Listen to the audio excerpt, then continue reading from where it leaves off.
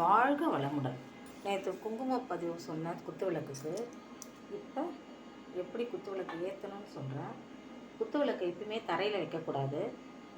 ஒரு பலகை இல்லை வாழை இலை இல்லாட்டி இந்த மாதிரி தாம்பாளத்தில் அரிசி போட்டு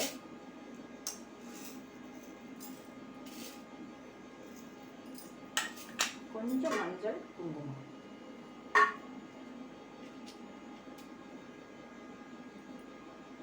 சேர்த்து கண்டிப்பாக 1 ரூபாய் காயின் இல்லாட்டி 5 ரூபாய் காயின் வைக்கணும். அதுக்கு மேலே தான் இந்த குத்து விளக்கை வைக்கணும். அப்புறம் மலர்,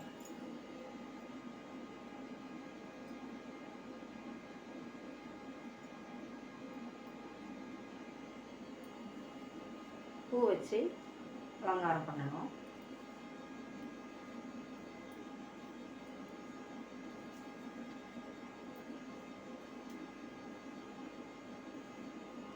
கண்டிப்பாக குத்து விளக்கு ஏற்றும் போது வத்தி பெட்டி கொண்டு நேரடியாக ஏற்றக்கூடாது.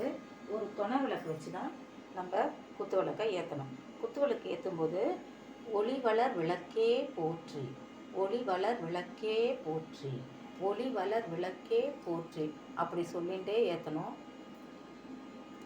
எவ்வளோதான் நம்ம சாமி ரூமில் வெள்ளி விளக்கு பித்தளை விளக்கு இருந்தாலும் ஒரு அகல் விளக்கு கண்டிப்பாக இருக்கணும். குத்துவிளக்கு பூஜை செய்யறதுக்கு முன்னாடியே நம்ம விழுந்து முதல்லையே சாமியை கும்பிட்டுணும். ஏன்னா நிறைய பேர் என்ன பண்ணுவாங்கன்னா கற்பூர ஆரத்தி காட்டிட்டு அப்புறம் விழுந்து கும்பிடுவாங்க.